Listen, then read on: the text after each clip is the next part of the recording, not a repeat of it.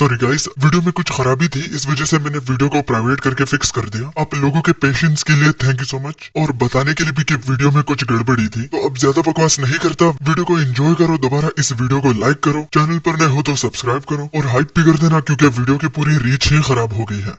तो कहानी की शुरुआत टावर के फ्लोर 8 से होती है, जहां पर कियोजो जो कि ब्लू आइज का गिल्ड मास्टर है, और उसके अगर रैंक की बात की जाए तो वो टॉप 6 में आता है। वो अपने लोगों को फ्लोर 8 को फिनिश करने के सपने दिखा रहा था कि इस फ्लोर 8 को फिनिश करने के बाद आगे जो भी दिखेगा तो वो आज तक इस दुनिया में किसी ने भी नहीं देखा, और अगर वो फील करे तो आज का दिन उनका दिन हो सकता है। इस फ्लोर 8 की मिस्ट्री जिसको आज तक कोई भी रैंकर जान नहीं पाया, तो वो उनकी रेड इसको हमेशा हमेशा के लिए क्लियर कर देगी। कियोजो के हिसाब से उनके गिल्ड ने ये जो अनप्रेडिक्टेबल स्टेप लिया है, तो अगर वो इनको अचीव कर लेते हैं तो पूरी दुनिया में उनके गिल्ड का नाम होगा, और अगर वो इस फ्लोर को कंप्लीट नहीं करते तो बाकी गिल्ड्स की तरह उनमें कुछ स्पेशल भी नहीं रहेगा। तभी अपने लोगों के भीड़ में उसको सामने से अपना कैप्टन नजर आता है। उसे देखकर कियोजो बोलता है, देखो हमसे मिलने कौन आया है, माफ करना फ्रैंक होना मेरी आदत है। मगर उनके लीडर के साथ साथ बाकी जितने भी ब्लू आइज गिल्ड के टॉप रैंकर्स थे, तो वो भी उनके साथ आ चुके थे।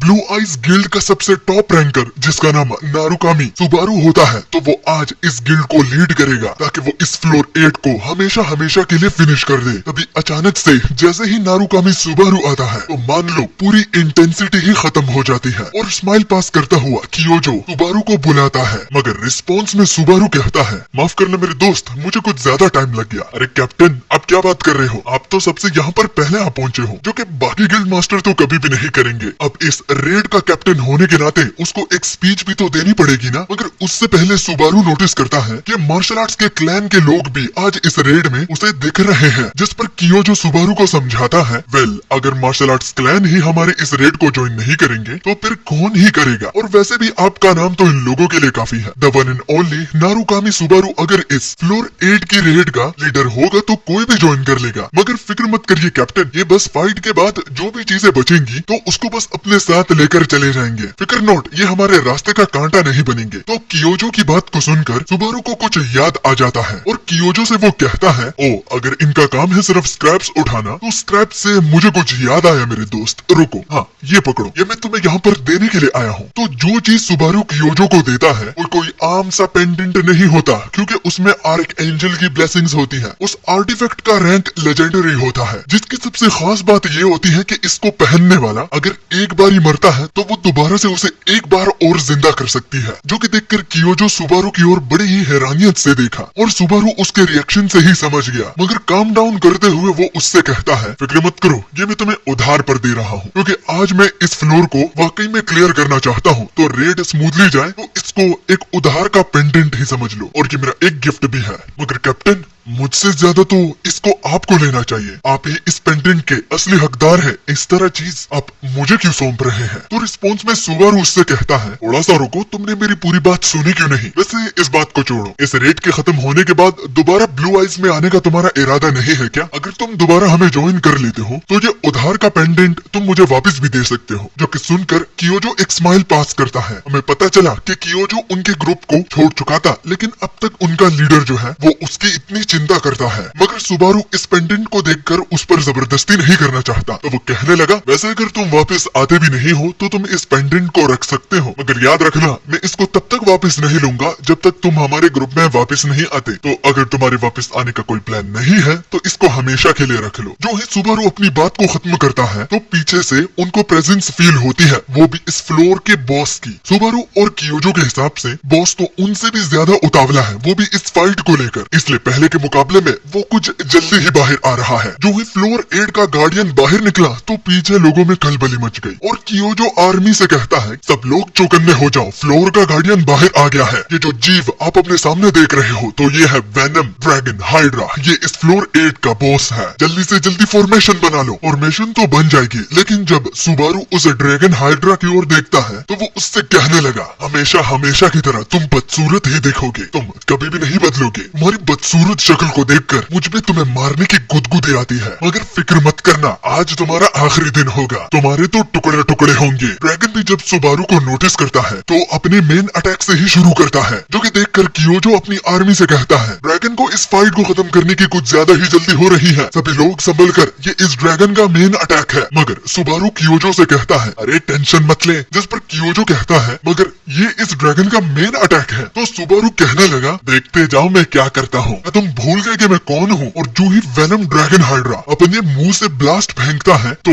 एक ही स्लैश के साथ वो उसके वार को काट देता है। सुबारू के इस तरह पावर को हमेशा की तरह देखकर कियोजो सुबारू की ओर देखकर कहने लगा तुम कभी भी नहीं बदलोगे बॉस। और बाकी के जितने भी टॉप 10 रैंकर्स हैं तो वो सुबारू के अटैक को देखकर उसको अप्रिशिएट करने लगते हैं कि वो कितना ऑसम है और उसकी ट्रेनिंग हमेशा ही रंग लाती है। तो उसी भीड़ में से एक रैंकर कहता है शिट यार, मैं हमेशा ही लेट होता हूँ। सुबारू अगेन तुमने मेरा स्पॉटलाइट छीन लिया यार। जिसके बाद ब्लू आइज की एक मेंबर सुबारू से पूछने लगी कुछ देर पहले तुमने कियोजो को कुछ दिया था, वो क्या था? फिक्र मत करो बहन, वो तुम्हारी सोचने की कोई बात नहीं है, खुद ही लग पता जाएगा कि मैंने उसे क्या तोहफा दिया है। मगर सबसे बढ़कर बात, क्या तुम सब मेरी तरह रेडी हो भी या नहीं? क्योंकि आज हम इस ओवरसाइज्ड लिजर्ड को मार डालेंगे। तो सब मेंबर्स अपनी फॉर्मेशन में आ जाओ, क्योंकि इस फ्लोर 8 का श्राप जो कि आज तक कोई भी नहीं उठा पाया तो उसको ब्लू आइज गिल्ड के मेंबर ही उठाएंगे और इसको पूरी दुनिया देखेगी। तो इस सब नजारे को पीछे से कियोजो देख रहा था। वो कहने लगा कि तुम लोग तो कुछ ज्यादा ही बड़ी हो रहे हो। और पीछे अपने बंदों से कहता है बाकी के लोग रेडी हैं या नहीं? तो 2 बंदे हमें दिखाई देते हैं जो कि कहते हैं कि सीक्रेट सोल्जर्स भी रेडी हो चुके हैं, बस ऑर्डर देने की बारी है। और ये जानने के बाद कि सब कुछ ठीक ठाक है और प्लान के हिसाब से चल रहा है तो Kiyojo one last time Blue Eyes guild की एक मेंबर की ओर देखता है। और उसके बाद जो भी होगा वो तो आगे ही पता चलेगा। मगर उससे पहले ड्रैगन के साथ जब ब्लू आइज के सारे मेंबर्स लड़ रहे थे तो उनमें से एक लड़की जिसका अभी तक नाम रिवील नहीं किया गया, वो उसका मेन वेपन डैगर होता है। वो तो उस ड्रैगन का सिर काटने के लिए सीधा हल्ला बोल देती है, जिस पर पीछे दूसरा एक ब्लू आइज का मेंबर जिसकी मेन पावर आइस है तो वो उससे कहने लगा कि वो कभी भी नहीं सुधरेगी, वो अटैक करने से पहले बताती क्यों नहीं? तो वो लड़की उससे कहती है कि इतने सालों तक वो एक ही टीम में है मगर आज तक वो उसे समझ ही नहीं पाए, ये कितने दुख की बात है। और ये कहकर वो उस ड्रैगन पर हमला कर देती है, जिस पर उसका मेंबर कहता है सालों से तो हम फाइट करते आ रहे हैं मगर तुम्हारी बदतमीजी अब तक नहीं गई, खुद को मेन प्रोटैगनिस्ट मत समझना वरना मारी जाओगी। जिसके बाद हम एक और ब्लू आइज के मेंबर से मिलते हैं जिसका मेन वेपन स्वॉर्ड है और वो अपने दोस्त से कहता है कि चलो एक कंपटीशन रखते हैं कि कौन इस ड्रैगन को ज्यादा डैमेज दे पाएगा। तो उसका दोस्त जिसका नाम तोशिया होता है वो अपने दोस्त से बोला कि जो भी हारेगा तो उसको रात का खाना खिलाना पड़ेगा तब ही शुरू करेंगे। जिसके बाद 2 और मेंबर से हम मिलते हैं, उन्होंने तो ड्रैगन का सिर ही काट दिया था। वो लड़की जिसकी ओर कियोजो देखता है तो उसका नाम चीनो था। उसका मेंबर सॉरी तो कहता है लेकिन आखिर किस लिए? तो वो चीनो से हमें पता चलता है कि वो कुछ ज्यादा ही रेकलेस होकर चीनो पर कुछ ज्यादा ही भरोसा करता है कि वो उसे प्रोटेक्शन देगी। मगर खैर चीनो कहती है कि भरोसा करने के लिए थैंक यू, अब जाओ लड़ो। और चीनो दोबारा से अपने काम जो कि डिफेंस होता है उस पर लग जाती है। तो अब जो डरता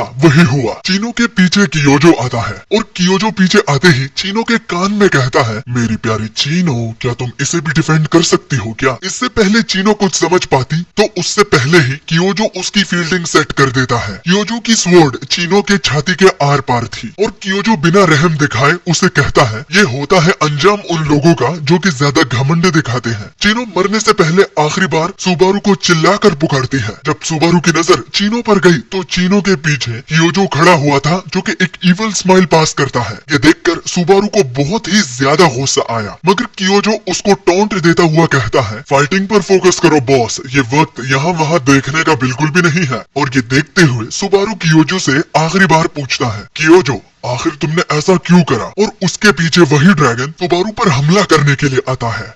जिसके बाद हमें इस टावर के बारे में बताया जाता है कि एक दिन अचानक से ही ये टावर अपीयर हुआ। टावर के अपीयर होते ही एक मैसेज सभी प्लेयर के पास गया जिसको पहले तो वो लोग समझ ही नहीं पाए, लेकिन उस मैसेज ने उन सभी लोगों को एक प्लेयर बनने का मौका दिया और उनकी जिंदगी बदलने का भी। मगर इस टावर का काम सिर्फ हम लोगों का चढ़ना नहीं था, बल्कि इस टावर ने बहुत सारी डायमेंशंस को कनेक्ट कर दिया था। दुनिया के अलावा बाकी की जितने भी यूनिवर्स थे तो वो टावर को चढ़ने के लिए उतावले थे। सभी लोगों को यही जानना था कि टावर के टॉप पर उनको क्या देखने को मिलेगा। कुछ रूमर्स तो ये भी फैल गए थे कि जो भी टावर को चढ़ेगा तो उसको इमोर्टैलिटी के साथ साथ बहुत ज्यादा शोहरत भी देखने को मिलेगी, जो कि सिर्फ एक बंदे को मिलेगी। ये दिखने में ऐसा लगता है कि आप अपने दोस्तों के साथ टावर को चढ़ेंगे, मगर जैसे टावर का रूल है कि रिवॉर्ड्स मिलेंगे सिर्फ एक बंदे को, तो सभी लोग एक दूसरे को धोखा देने लगे। ज्यादा वक्त नहीं लगा कि धोखाधड़ी टावर में फैल गई और इंसान जो कि सिर्फ मॉन्स्टर से ही बहुत टाइम तक चौकन्ने रहते थे, तो उनको खुद अपनी ही प्रजाति से भी चौकन्ना रहना पड़ा। कोई भी भेड़ के खाल में भेड़िया निकल कर आ सकता है, जो कि आपको मौत के घाट ही उतार देगा। और सबसे वियर्ड बात ये होगी कि मरते वक्त किसी किस्म की इंसानियत भी उसके चेहरे पर देखने को नहीं मिलेगी। ये टावर जितना ज्यादा फैसिनेटिंग है तो ये उतना ही ज्यादा खतरनाक है। और बस टावर को कुछ भी फर्क नहीं पड़ता कि कौन किसको मारता है, उसका काम है बस प्लेयर्स को टावर को क्लाइम करना और फिनिश करने का मैसेज पहुंचाने का काम है। जिसके बाद सीन जब दोबारा प्रेजेंट पर आता है तो उसी फ्लोर 8 में हम देखते हैं कि उस ड्रैगन को ये लोग मार चुके थे, मगर जितने भी रैंकर्स वहाँ पर मौजूद थे तो उनको भी बेरहमी से मारा गया। वो भी ड्रैगन ने नहीं बल्कि अपने लोगों ने ही। और अपना मेन प्रोटैगनिस्ट सुबारू भी मरने की कगार पर था। वो अपनी आखिरी सांसों में अपने लोगों से कहता है कि बेवकूफों, उस वक्त मैंने कहा ही था कि तुम लोग यहाँ से भाग जाओ, लेकिन तुम सुनने को राजी ही नहीं थे। इसके अलावा ड्रैगन को लेकर एक रूमर भी फैला हुआ था कि इस ड्रैगन को कोई भी नहीं हरा सकता, मगर ड्रैगन को आज सुबारू की टीम ने पूरी तरह से खत्म तो कर दिया है, मगर साथ में वो भी खत्म होने वाले हैं। वो भी ड्रैगन के कारण नहीं बल्कि अपने लोगों के कारण। सुबारू उदास होता हुआ अपने लोगों की ओर देखकर कहता है कि ये मेरे दिए हुए ऑर्डर में से तो बिल्कुल भी नहीं था कि मुझसे तुम पहले मर जाओ। बेवकूफों, तुम लोगों को कितना समझाया है कि जब मैं एक ऑर्डर देता हूँ तो तुम भागते क्यों नहीं हो। जिसके बाद हमें पता चला कि सुबारू के बॉडी में पॉइजन है, एक ऐसा एबनॉर्मल पॉइजन जिसको उसकी एबिलिटीज डिटेक्ट नहीं कर पा रही। इस वजह से वो खुद को हील नहीं कर पा रहा। और अब इस सारे नजारे के बाद वो वापस जाना भी नहीं चाहता, क्योंकि जब सुबारू बाहर निकल कर जाएगा और लोग उसे देखेंगे तो सभी लोग उसके टीम से ज्यादा इस बात का जश्न मनाएंगे कि सुबारू से यही उम्मीद थी, जो कि उसे सुनने में बर्दाश्त तो बिल्कुल भी नहीं होगी। मगर शायद वो आज बाहर खुद भी नहीं निकल पाएगा, क्योंकि कियोजो उसके सामने खड़ा था, वो भी अपने बंदों के साथ। सुबारू अपने मेंबर कियोजो से बोलता है कि कियोजो, आखिर ये सब कुछ करने का तुम्हारा रीजन क्या था, क्या तुम मुझे बता सकते हो। मगर वो बस मुस्कुराता है और यही बात सुबारू को चिल्लाने पर मजबूर करती है। वो भी अपने लाइन को रिपीट करने पर कियोजो सुबारू के पास नजदीक आकर बोलता है कि आज 10 साल पूरे हो चुके हैं। इन पूरे 10 सालों में किसी को भी ये पता नहीं था कि सुबारू को कैसे हराया जाएगा, मगर आज कियोजो ये देख कर के सुबारू अब नहीं बचने वाला, तो उसको एक रिलीफ फील होता है कि जो काम वो लोग नहीं कर पाए तो उसको आज कियोजो कर पाया। ये ड्रैगन से बढ़कर उसके लिए अचीवमेंट थी, क्योंकि उसका मेन गोल इस रेड में आने के लिए सिर्फ और सिर्फ सुबारू को मारना था। कियोजो सुबारू से बोलता है कि अगर वो चारा खुद नहीं बनता तो उसकी टीम मजा ही बिगाड़ देती। इसके बाद वो एक अजीब सी बात बोलता है। कियोजो के हिसाब से जब भी सुबारू उस पर तरस खाता है तो ये उसके लिए बड़ा ही हार्ड मोमेंट होता है। वो घर जाकर खुद को कोसता है कि सुबारू ने आज फिर उस पर तरस खाया और खुद को काम डाउन करने का सिर्फ एक ही तरीका था, वो भी खुद को टॉर्चर करना। तो जब भी सुबारू ने उसको तोहफे के तौर पर कुछ दिया तो वो उसके लिए एक टॉर्चर से कम नहीं था। और इस सब टॉर्चर के बाद उसने दुनिया को चुना, वो भी अपने दोस्त से बढ़कर। इसलिए तो आज उसकी ये हालत हो गई है। तो रिस्पॉन्स में सुबारू कहता है कि क्या यही सब कुछ था। तो कियोजो उठकर मुस्कुराते हुए बोलता है, वेल ये बड़ी ही दुख की बात है कि तुम्हें इस तरह मरते हुए मैं अपने आंखों के सामने देख रहा हूँ, मगर देखा जाए तो तुम्हें इस तरह हालत में देखकर ये सबसे पहला नजारा है क्योंकि मैं इतने करीब से देख रहा हूँ। मैं फाइनली देख पाऊंगा सुबारू जो कि वन एंड ओनली सबसे टॉप रैंकर है, वो इस हालत में मरेगा। और वापस जाते हुए वो सुबारू से ये भी कहता है कि जो उसका दिया हुआ पेंडेंट है तो उसको वापस करने का अब कोई भी फायदा नहीं, क्योंकि ब्लू आइज में वो उसको इनवाइट कर रहा था और अब जबकि ब्लू आइज ही नहीं रही तो पेंडेंट वो किस ब्लू आइज टीम के मेंबर को दे दे, वो जो कि उसके साथ ही खत्म हो जाएगी। कियोजो टोंट पे टोंट मारते ही जा रहा था, वो टोंट पे टोंट मारते ही जा रहा था। कियोजो कहता है कि इतना लटकाए हुए मुंह से मुझे मत देखो और तुम्हें तो किसी बात की भी टेंशन लेने की जरूरत नहीं, क्योंकि तुम्हारी इतनी फैन फॉलोइंग है कि तुम मरते हुए भी उनके लिए किसी हीरो से कम नहीं होगे, तो तुम्हारे लिए तो एक विन विन सिचुएशन है। मगर खैर वक्त के साथ साथ सभी लोग भूल जाएंगे कि ब्लू आइज भी कभी एक गिल्ड हुआ करता था और सुबारू उनका team the one and only top ranker हुआ करता था। इन सारी बातों को सुनकर सुबारू उससे कहता है, तुम्हारी बातें हमेशा हमेशा के लिए बच्चे की तरह ही रहेंगी। तुम ऐसे साउंड कर रहे हो जैसे बच्चे की तरह हो, जिससे मैंने उसका सपना छीन लिया और आखिर में तुम वही कहोगे जो कि तुम कह रहना चाहते हो। मगर खैर, अगर यही तुम्हारी इच्छा है तो तुम्हें बड़ी ही डिसअपॉइंटमेंट होगी, मगर मैं इतनी आसानी से हार मानने वाले में से नहीं हूँ। ये कहते हुए सुबारू अपने स्किल्स को एक्टिव करता है और वो धीरे धीरे होकर खड़ा होने लगा। अपने मन ही मन में उसे ये तो अच्छे तरह से पता था कि वो उन सबको हरा तो नहीं पाएगा, लेकिन इतनी आराम की मौत मरना ये उसका स्टाइल नहीं है। जब कियोजो की नजर सुबारू पर गई तो उसके तो पैरों तले जमीन खिसक गई, क्योंकि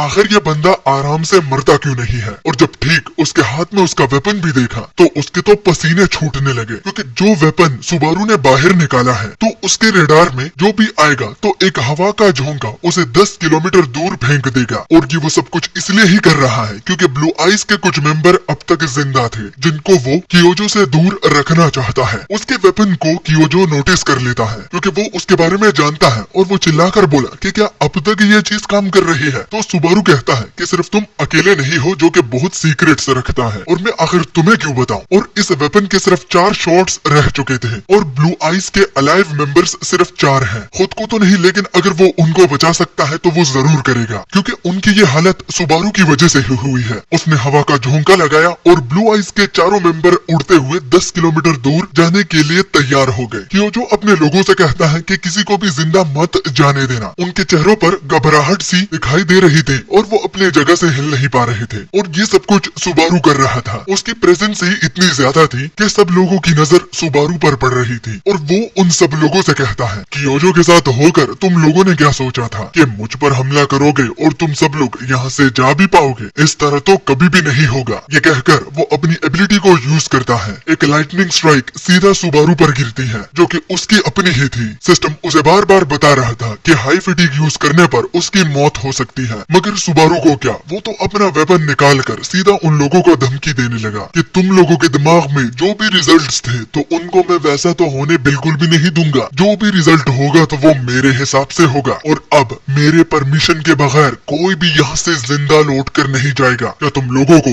कान खोल कर ये बात समझ में आ रही है? उसके चेहरे को देखकर सारे लोग डरने लगे, मगर उनको पता था कि वो मरने वाले हैं, लेकिन फिर भी वो फाइट करने के लिए रेडी हो गए, क्योंकि उनके पास और कोई चारा ही नहीं। सभी लोग हल्ला बोल देते हैं कि या तो हार है या तो फिर पार है, और एक ही स्लैश के साथ सुबारू कुछ आते हुए चंद लोगों को बिल्कुल सब्जियों की तरह काटता है। एक बंदा पीछे से स्नीक अटैक करता है और सुबारू उससे बोला, मुझे क्या अनाड़ी समझते हो, और स्पेयर निकाल कर उसके तो ऑर्गन्स की धज्जियां उड़ा देता है। जो हालत सुबारू की थी तो ये लोग उसे हरा नहीं पाएंगे, मगर सिचुएशन बदल सकती है अगर कियोजो उस पर हमला कर देता है। अपने फटीग से ज्यादा कियोजो उसके लिए सबसे बड़ा मसला है, और अब तक जो उसका फटीग पहुंचा था तो वो 97% पर था। इस चीज के बढ़ने के कारण उसकी मूवमेंट भी बहुत ज्यादा स्लो हो गई थी। यहाँ तक कि जो स्मॉल फ्राइज थे जिसको वो अब तक कोई प्रॉब्लम नहीं समझ रहा था, तो वो भी अब अटैक लैंड कर पा रहे थे। और देखते ही देखते उनमें से एक बंदा अपनी स्पेयर सुबारू के आर पार कर देता है, और वो इतना खुशी से झूम उठता है कि उसने कर दिखाया। सबसे टॉप रैंकर को उसने खुद अपने हाथों से मार डाला। तो उसकी ये खुशी ज्यादा देर तक नहीं टिकी, क्योंकि सुबारू उससे कहता है कि खुशी मनाने के लिए तुम्हें जिंदा तो रहना होगा ना, जो कि मैं ऐसा होने नहीं दूंगा। और अगेन एक बड़ी ही लाइटनिंग स्ट्राइक गिरती है, और आसपास जितने भी लोग होते हैं तो वो उस लाइटनिंग स्ट्राइक से बिल्कुल फ्राई हो जाते हैं और मारे जाते हैं। सभी लोग सुबारू की ओर देखकर बहुत ज्यादा कंफ्यूज होने लगे, क्योंकि उनको बाकी लोगों की तरह नहीं मरना। क्या पता ये दोबारा उठकर इन लोगों की तरह उनका भी हाल कर दे। तो कोई भी करीब जाने का नाम नहीं ले रहा था। इसी बीच जो उसका फटीग होता है तो वो 100% पर पहुंच जाता है। उसकी हालत को कियोजो देखकर समझ गया कि अब ये ज्यादा देर तक जिंदा नहीं बच पाएगा, और अपने मन ही मन वो कहने लगा, बड़ी ही अफसोस की बात है सुबारू कि तुम्हारा एरा इस तरह खत्म हो रहा है। मगर ये कियोजो की गलतफहमी थी। कियोजो जो चाहता है तो सुबारू उस तरह बिल्कुल भी नहीं होने देगा, और लास्ट में जो उसकी बची कुची कुछ पावर है तो उससे वो कियोजो की ओर एक स्पीयर बड़ी ही जोर से फेंकता है। कियोजो जो कि उस आर्क एंजल के पेंडेंट की ओर देख रहा था, तो उस अटैक की स्पीड इतनी ज्यादा थी कि वो उसको फील ही नहीं कर पाया, और वो ठीक उसके सामने आ जाती है, जो कि देखकर कियोजो बोलता है कि इम्पॉसिबल, इसमें अब भी इतनी पावर बची है। मैं जो चाहूंगा तो सुबारू कभी भी उस तरह नहीं होने देगा। यह साला मर क्यों नहीं जाता? और मरते वक्त सुबारू अपने मन ही मन कहता है कि प्लान तुम्हारा होगा, लेकिन आखिर में मैं ही जीतूंगा, और जैसे तुम मुझे मरते हुए देखना चाहते हो तो उस तरह मैं तुम्हें बिल्कुल भी नहीं देखने दूंगा। यही मेरे लिए जीत है। मगर अब भी वो खुद को एक वॉइड में पाता है, और वो कोसता है खुद को कि वो एक कियोजो जैसे बंदे पर विश्वास कर बैठा। हालांकि उसका लास्ट हिट वो श्योर था कि कियोजो को लग चुका है, तो वो इस वॉइड में खुद को पाकर सोचने पर मजबूर हुआ कि क्या अब से सिर्फ यही उसकी की जिंदगी होगी। मगर धीरे धीरे करके उसको बड़ी ही बदबू फील होती है। वो कहता है कि आखिर ये कौन सी स्मेल है, मगर अपने ही दोहराए हुए लाइन पर जब वो गौर करता है तो उसको हैरानियत होती है कि अब तक वो बदबू को सूंघ कैसे सकता है। तो अगले ही पल वो रिग्रेस्ड होकर कचरे के डब्बे से निकलता है और स्टैट विंडो खोलकर वो होसोई सुबारू नामी के बंदे के बॉडी में आ चुका था और उसके स्टैट को देखकर वो कहता है कि ये कितने घटिया है। जिसके बाद उसके दिमाग में एक करंट सा आता है और उसे मालूम हुआ कि नाकामुरा सुबारू को मरते हुए अब 20 साल हो चुके हैं, कोई भी उसकी जगह नहीं ले पाया और नेक्स्ट रैंकर उसके जैसा कौन बाहर निकल कर आएगा तो दुनिया उसी के ही वेट में है। चौंक कर वो जब कचरे के डिब्बे से बाहर निकलने की कोशिश करता है तो वो गिर जाता है और गिरते ही वो अपने सामने एक प्लेयर टैब को देखता है। प्लेयर टैब को उठाते ही वो दोबारा से ब्लू आइज के बारे में सर्च करता है जो कि उसकी पुरानी टीम थी। तो वो अपनी टीम के बारे में तो कुछ नहीं पता लगा पाता, लेकिन उसे ये जरूर पता चल जाता है कि अब तक ब्लू आइज नामी एक गिल्ड है और जो उसका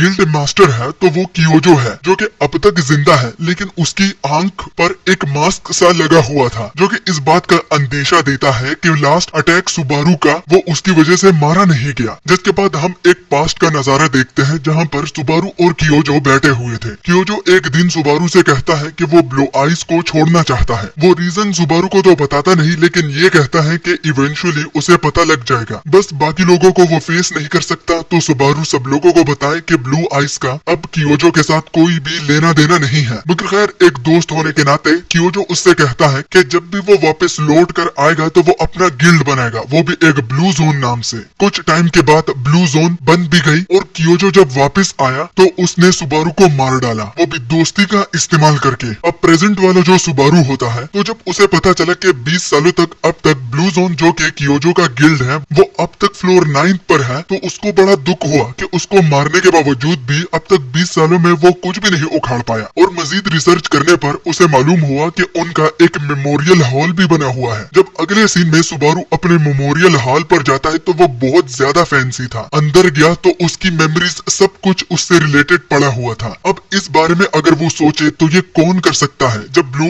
आइज ही नहीं रही तो ये हॉल बनाने की जरूरत आखिर करी किसने। यही चीज उसको कंफ्यूज कर ही रही थी कि एक होलोग्राफिक कियोजो की बातें उसको सुनाई देती है जो कि सुबारू का बड़ा चढ़ाकर एक स्पीच दे रहा था। होलोग्राफिक कियोजो की ये लाइन सुनकर सुबारू को बड़ी ही गुस्सा आया कि वो कहता है कि ब्लू आइज नहीं रही तो क्या हुआ, ब्लू जोन है ना, लेकिन मरा हुआ हम तब ही ब्लू आइज को डिक्लेयर करेंगे जब हम उसको भूल जाएंगे। तो ये हाल उनको ना भूलने की वजह से कियोजो ने बनवाया है, जो कि देखकर सुबारू को बड़ी ही इंटेंसली गुस्सा आया। उसका खून उबल रहा था और वो होलोग्राफिक कियोजो की ओर देखकर कहता है कि वो ब्लू आइज को दोबारा वापस लेकर आएगा और जो स्टोरी जो लेगेसी उसने बनाई है दोबारा से वो दोहराएगा और ब्लू जोन को वो मिट्टी में मिला देगा। बस कियोजो वेट करे।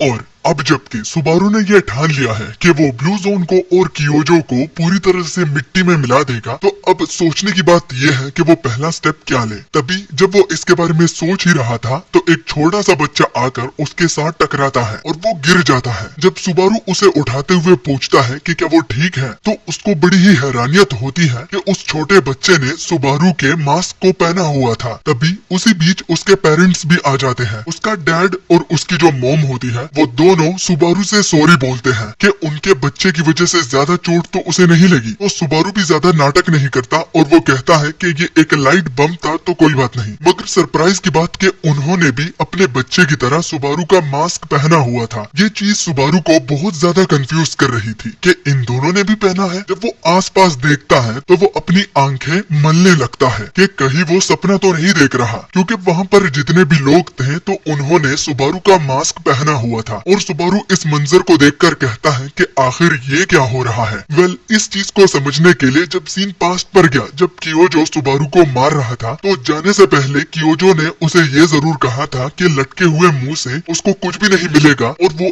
एक विन एंड विन सिचुएशन में है कि अगर वो मारा भी जाएगा तो वो कुछ मेजोरिटी लोगों के लिए एक हीरो ही रहेगा, वो भी हमेशा हमेशा के लिए। तो वो यही लोग हैं जिसके बारे में कियोजो बात कर रहा था। प्रेजेंट का सुबारू कियोजो की अब बात समझ लेता है कि आखिर वो उस वक्त क्या कहना चाहता था। मगर ये सब कुछ करने के पीछे उसके इंटेंशन क्या है, तो ये सुबारू को अब पता लगाना होगा। तभी प्रेजेंट का सुबारू पास्ट सुबारू के पिक्चर के सामने आ जाता है। वो अकेला नहीं था और बहुत सारे लोग उसके पिक्चर के सामने खड़े हुए थे। किसी ने फूल रखे थे तो किसी ने कैंडल रखा हुआ था। तो जितना वो अभी के लिए सोच सकता है, तो प्रेजेंट का सुबारू कियोजो के इंटेंशन को लेकर हमें एक बात समझाता है कि शायद वो ये इसलिए कर रहा है ताकि मुझे हमेशा हमेशा के लिए याद रखकर वो जितनी भी अचीवमेंट्स ब्लू आइज ने खुद अकेले अचीव करी है, तो वो उनको अपने नाम कर ले। लोग उससे और भी ज्यादा प्यार करने लगेंगे कि वो एक ऐसे हीरो की अब तक लोगों को याद दहानी करवा रहा है जो कि वाकई में एक लेजेंड था। इसी बीच सुबारू फूलों में से एक फूल को नोटिस करता है जो कि चमक रहा था। उसकी आंखों से पता लगता है कि कुछ न कुछ तो उस फूल के साथ रिश्ता नाता है। वो क्राउड को साइड करते हुए भागता है। लोग डिस्टर्ब तो होते हैं, लेकिन उसके एक्शन को देखकर वो पूछने लगे कि आखिर वो क्या करने की कोशिश करेगा। तो वो उस मेमोरियल के सामने बैठकर उन फूलों में से उसी फूल को उठाता है जो कि चमक रहा था। उसको उठाकर उसे अपने पुरानी टीम का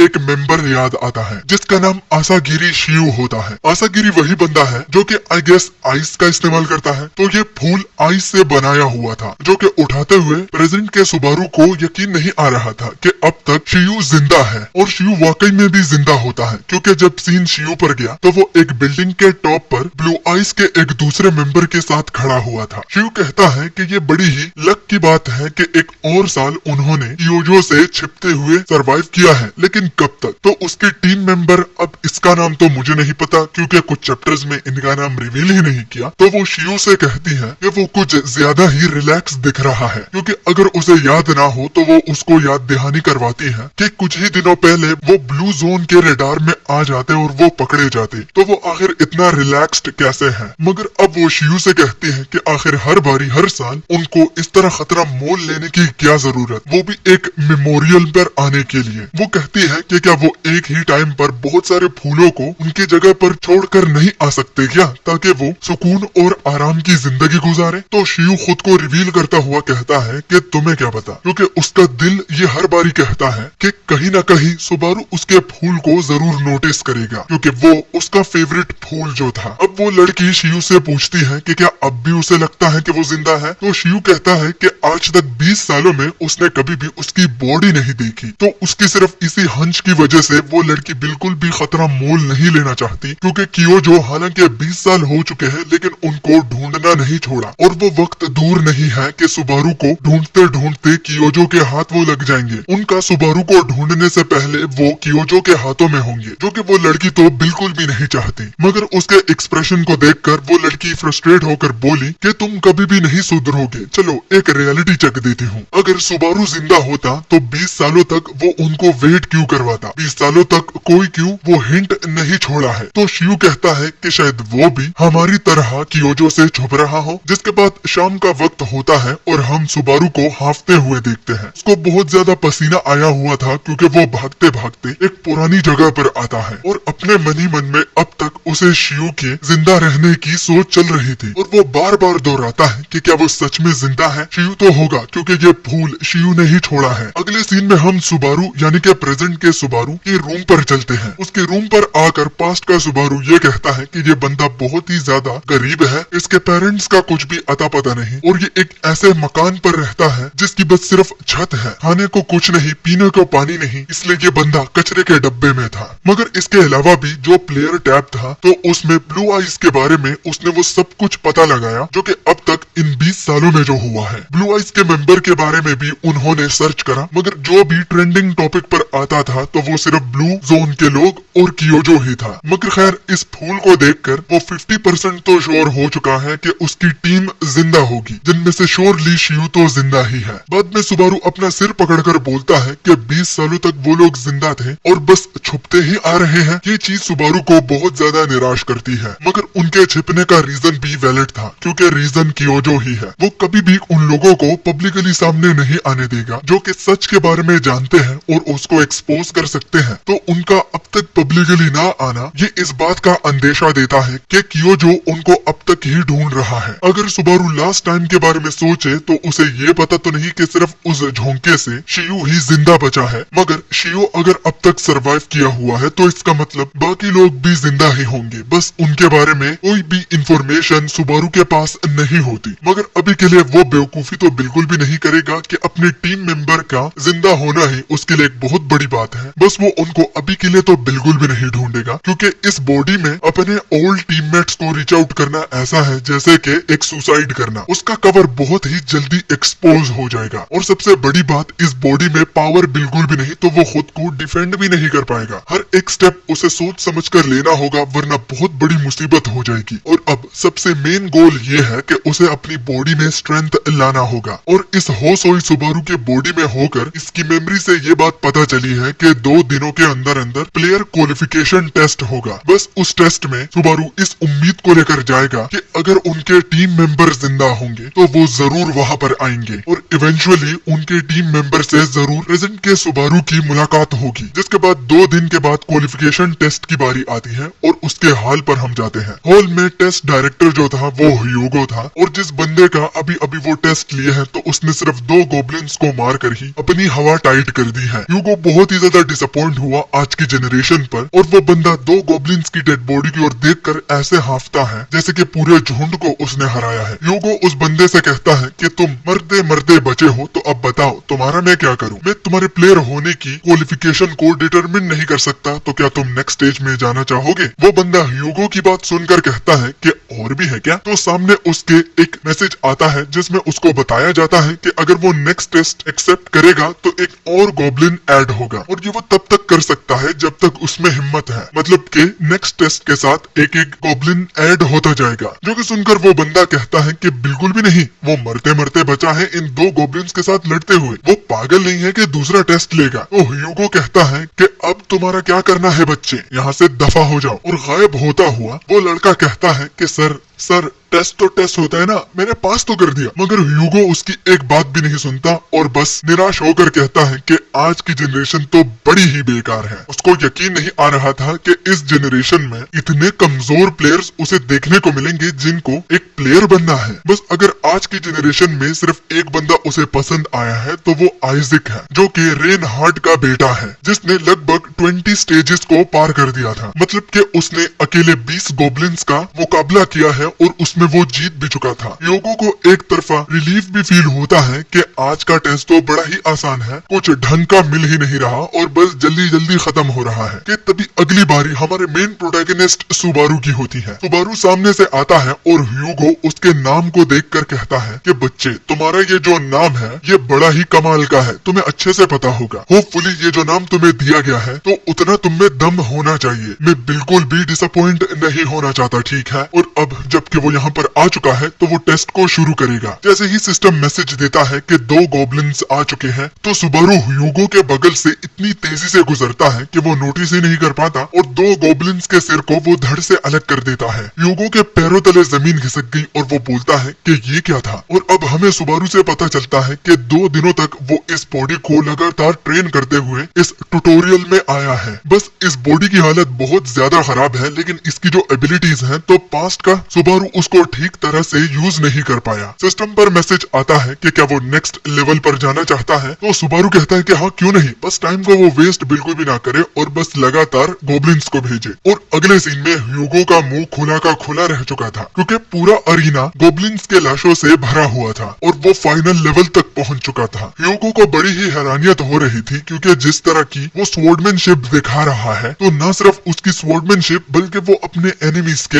एक्शंस को प्रिडिक्ट कर लेता है, वो भी 3 स्टेप्स आगे। और अगर उसकी स्वॉर्डमैनशिप की बात की जाए तो वो तो एक नेक्स्ट लेवल पर है, जैसे कि सुबारू दोबारा से रीइंकार्नेट होकर अपने करतब दिखा रहा है। और लास्ट स्टेज के गॉब्लिन्स को हराने के बाद जब आखिरी का सिस्टम मैसेज आता है कि क्या वो बॉस के साथ लड़ना चाहता है, तो प्रेजेंट का सुबारू कहता है कि हाँ क्यों नहीं, चलो ट्राई करते हैं। और एकदम से बॉस उस एरिना में आ जाता है। पीछे से ह्यूगो प्रेजेंट के सुबारू से कहता है कि पता है कि तुम्हारा नाम कमाल का है, तुम भी कमाल के हो, लेकिन तुम अभी तक एक प्लेयर नहीं बने हो तो एक बॉस को तुम नहीं हरा सकते, वो एक अलग लीग पर होता है। ह्यूगो मजीद कहता है कि वो एक कमाल का प्लेयर है, तो वो खुद अपनी वाट क्यों लगाना चाहता है। मगर देर हो चुकी थी और बॉस सुबारू के ठीक सामने खड़ा होता है, जो कि एक ऑर्क होता है और उसके हाथ में एक बहुत बड़ा एक्स होता है। और उस ऑर्क के सामने तो सुबारू एक बिल्कुल चींटी की तरह नजर आ रहा था, ये मंजर देखकर कि ये कितना ज्यादा डेविस्टेटिंग हो सकता है, तो ह्यूगो लास्ट टाइम सुबारू से बोला कि अब भी तुम्हारे साथ वक्त है। गॉब्लिन किंग को हराना एक रेकलेसनेस है जिससे तुम अपनी जान भी खो बैठ सकते हो। और उनकी बात सेंस भी बना रही थी, क्योंकि सुबारू कुछ ज्यादा ही लालची हो रहा था। वो चाहे जितना ही अच्छा क्यों ना हो, मगर सिर्फ प्योर स्किल्स गॉब्लिन किंग को हराने में मदद नहीं कर सकती, क्योंकि उन दोनों में जो स्टैट्स का गैप है तो वो बहुत ज्यादा है। अब इस बातों को सुबारू भी रियलाइज करने लगा था। वो अच्छी तरह से जानता है कि उसके स्टैट्स कितने ज्यादा लो है, इतने लो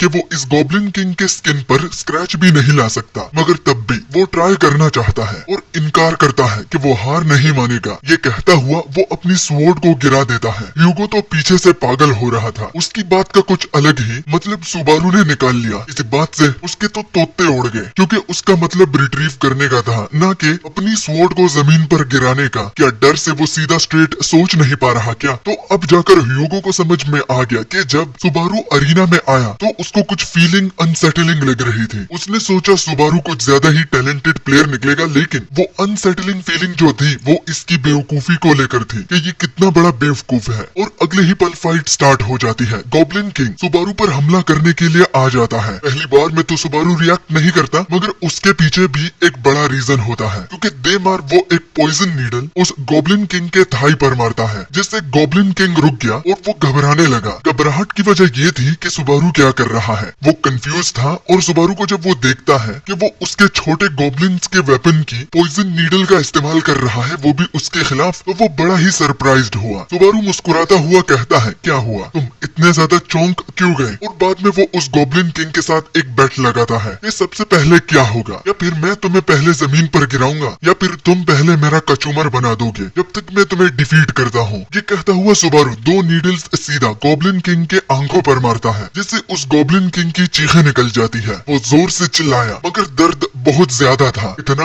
कि उसका बैलेंस भी बिगड़ने लगा। हालांकि गॉब्लिन किंग को कुछ भी सामने नजर नहीं आ रहा था, मगर फिर भी वो अपने बड़े से एक्स से सामने की ओर वार करता है, जहाँ सुबारू को उसने लास्ट टाइम देखा था। सुबारू उसके अटैक को डॉज तो कर लेता है, मगर उसको भी समझ में आ गई कि अब भी ये उससे बहुत ज्यादा ताकतवर और खतरनाक है, इसलिए वो उसके और गॉब्लिन किंग के बीच में डिस्टेंस को क्रिएट करेगा जब तक वो उसकी पूरी बॉडी को पॉइजन नीडल से भर ना दे। अब इतनी कमाल की स्किल सुबारू हमें बताता है कि ये उसने कहां से सीखी और किसने सिखाई। हम पास्ट में देखते हैं कि ओरिजिनल सुबारू पेड़ पर निशाना लगाने की प्रैक्टिस कर रहा था, जैसे निंजास वगैरह निंजा स्टार्स फेंकते हैं, वो भी अपना निशाना पक्का करने के लिए। मगर सुबारू को एक दिक्कत हो रही थी, उसका निशाना पक्का तो नहीं था, मगर उसकी फेंकने की फोर्स बहुत ज्यादा थी। अगर वो निशाने को पक्का कर लेता है तो लॉन्ग डिस्टेंस में भी सुबारू बहुत ज्यादा खतरनाक ओपोनेंट बन जाएगा। अब बारी आती है कि सुबारू को निशाना लगाना किसने सिखाया, तो वो और कोई नहीं बल्कि रेना थी। रेना सुबारू के ट्रेनिंग को देखकर कहती है, तुम इतने स्ट्रॉन्ग हो लेकिन निशाना लगाना तुम्हारे बस की बात नहीं, मगर खैर मैं तुम्हें सिखाती हूँ। सबसे पहले वो निशाना लगाने के फंडामेंटल्स को बताती है। ये मैटर नहीं करता कि तुम क्या होल्ड करते हो, मतलब कि तुम्हारे हाथ में तुमने क्या पकड़ा हुआ है जिससे तुम निशाना लगा रहे हो, क्योंकि अगर तुम फेंकने की टेक्निक के फंडामेंटल सीख लेते हो और ऑब्जेक्ट जिसको तुमने अपने हाथों में पकड़ा हुआ है उसका सेंटर ऑफ ग्रेविटी समझ लेते हो, तो चाहे वो ऑब्जेक्ट कुछ भी क्यों ना हो, मगर वो एक थ्रोइंग नाइफ बन जाती है, जो कि वो ये समझाती हुई पेन को फेंकती है और सीधा वो निशाने पर जाकर लगती है। ना कि लगी बल्कि वो उस पूरे निशाना लगाने के बोर्ड को ही तोड़ देती है। जब सीन प्रेजेंट पर आता है तो अब गॉब्लिन किंग के गर्दन पर भी हम उस पॉइजन डार्ट को देखते हैं और उसके मुंह से बहुत ज्यादा खून निकल भी रहा था। अब हमें जब उसकी पूरी बॉडी दिखाई जाती है तो वो पूरे पॉइजन नीडल से भर गया था, जैसे कि सुबारू ने उससे कहा। वो बेचारा देख भी नहीं पा रहा था और ऊपर से उसकी बॉडी में इतने ज्यादा नीडल्स होने की वजह से वो बहुत ज्यादा दर्द को भी फील कर पा रहा था। दूर से सुबारू उससे बात करते हुए बोला, चाहे तुम कितने ही बड़े और मस्कुलर क्यों ना हो, लेकिन हर एक चीज की अपनी वीकनेस होती है, जैसे कि तुम्हारी वीकनेस लॉन्ग डिस्टेंस है और तुमको मैंने अंधा कर दिया है। वो रेना से भी थैंक्स कहता है, वो भी इस तरह डिस्टेंस को क्रिएट करना और इतना पक्का निशाना लगाना जो कि रेना ने सुबारू को सिखाया है। अब पूरे फाइट में हम ह्यूगो को तो भूल गए थे। ह्यूगो पीछे से पूरे फाइट को देख रहा था। ह्यूगो ये देखकर कि ट्रायल खत्म ना होने की वजह से अब तक गॉब्लिन्स की बॉडी और नाम के वेपन जमीन पर पड़े हुए हैं। ये ह्यूगो ने कभी अपनी जिंदगी में भी नहीं सोचा था कि इसका भी कोई फायदा उठा के गॉब्लिन किंग को हराएगा। वो बड़ा ही चौंक गया कि एक ऐसा प्लेयर भी मौजूद है जो कि सिस्टम्स को ही अपने फायदे के लिए भी इस्तेमाल कर सकता है। वो सिस्टम जो कि लोगों को मारने को भी तरस बिल्कुल भी नहीं खाता। वो वेपन जो कि प्लेयर्स को मारने के लिए सिस्टम ने बनाए हैं वो ही ये बंदा इस्तेमाल कर रहा है। अब अगर वो सुबारू के बारे में सोचे तो वो गॉब्लिन्स को स्वॉर्ड से कट कर रहा था जो कि इतना स्मूथली था कि जैसे वो मक्खन खो काट रहा हो। ये एक स्किल से ह्यूगो उसका बहुत बड़ा फैन बन गया कि अब वो टारगेट के वीक पॉइंट को पिन पॉइंट मार सकता है, वो भी बड़ी दूर से। अगर एक शब्द में वो सुबारू को बयां करे तो सुबारू एक जीनियस है, मगर अपने कहे हुए अल्फाज को वो वापस ले लेता है क्योंकि ये वर्ड भी सुबारू को बयान नहीं कर सकता कि वो कितना ज्यादा टैलेंटेड प्लेयर है। अब सीन दोबारा जब गॉब्लिन किंग पर आती है तो उस बेचारे की तो हालत बहुत ज्यादा खराब हो गई थी। उसका अपना खून है उसके बॉडी पर सूख गया था, मगर सुबारू पर वो एक खरोच भी नहीं ला पाया। और इतना ज्यादा खून बहाने के बाद और पॉइजन उसकी बॉडी पर ओवरटेक करने के बाद गॉब्लिन किंग आखिर में अपना दम तोड़कर जमीन पर मुंह के बल गिर जाता है। और वक्त को ना जाया करते हुए सुबारू अपनी स्वॉर्ड को उठा लेता है। मारने से पहले वो गॉब्लिन किंग से कहता है कि तुमसे कोई पर्सनल ग्रज तो बिल्कुल भी नहीं था। और रिस्पॉन्स में गॉब्लिन किंग सिर्फ गुर्राता है, जो कि बड़ी ही बेबस आवाज में वो गुर्राता है। और अगले ही पल गॉब्लिन किंग का वो काम तमाम कर देता है। सिस्टम टाइम वेस्ट नहीं करता और मैसेज आ जाता है कि उसने गॉब्लिन किंग को हरा दिया है। साथ में सिस्टम उसको ये भी बताता है कि वो पहला ऐसे प्लेयर है जिसने ट्यूटोरियल के पूरे 50 स्टेप्स को क्लियर कर दिया है। मगर जहाँ तक सुबारू की बात हो रही है तो वो तो अपना माथा पकड़कर बोला कि ये बस एक ट्यूटोरियल था। अगर इस टाइप के मॉन्स्टर्स ट्यूटोरियल में कौन फेंकता है, इससे तो लोग मर सकते हैं। साथ में वो लेवल अप भी करता है और उसको क्रेडिट भी मिलता है और बहुत सारी ऐसी चीजें जो कि उसकी आगे जर्नी में काम आ सकते हैं तो सिस्टम उसको दे देता है। उन सिस्टम मैसेजेस में वो एक नई चीज को भी देखता है जो कि करंट पॉइंट्स होते हैं। वो लगभग 2425 पॉइंट्स थे जिसका सुबारू को कुछ भी समझ में नहीं आ रहा था कि वो इससे क्या चीज बाय कर सकता है। और अगर वो सिस्टम पर भी एक नजर डाले तो उसने कभी भी अपने पास्ट लाइफ में सिस्टम में कोई भी शॉप वगैरह नहीं देखी। क्लिक करते ही वो ट्यूटोरियल शॉप को